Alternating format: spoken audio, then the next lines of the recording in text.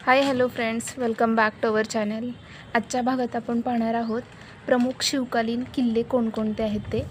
तर आपल्या शिवाजी महाराजांच्या काळामध्ये जे किल्ले होते तर ते आपण लिस्टने बघूयात.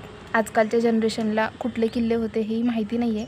कदाचित हा व्हिडिओ खूप उपयोगी होईल त्यांच्यासाठी की शिवाजी महाराजांच्या काळात कुठले किल्ले होते हे जाणून घेण्यासाठी. चला तर पाहूयात आपण. पहिला किल्ला आहे राजगड. कोणता? राजगड. दुसरा किल्ला आहे तोरणा. तोरणा. तिसरा किल्ला आहे रायगड.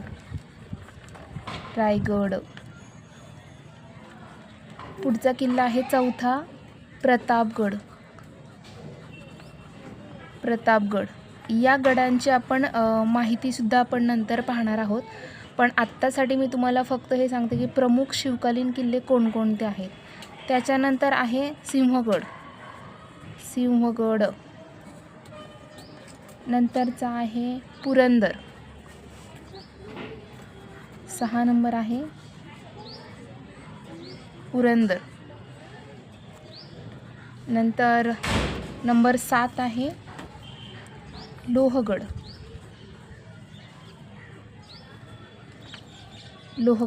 नंतर 8 नंबर आहे लेट्स से कोणता? विसापूर. नंतर 9 आहे सिंधुदुर्ग.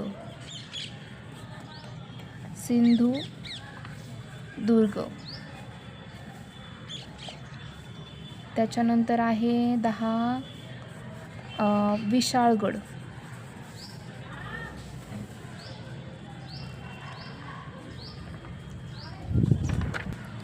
हा आहे विशाळगड.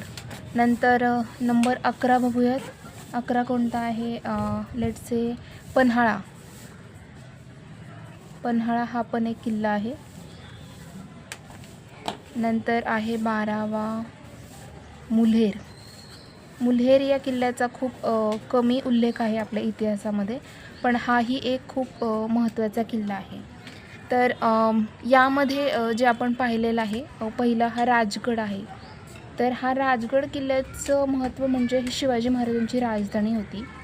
त्याच्यानंतर आपण बघितलेला हा तोरणा जो किल्ला आहे हा शिवाजी महाराजांनी जिंकलेला पहिला किल्ला आहे तोरणा. त्याच्यानंतर आहे सिंधुदुर्ग पण आपण जो पाहिलेला आहे.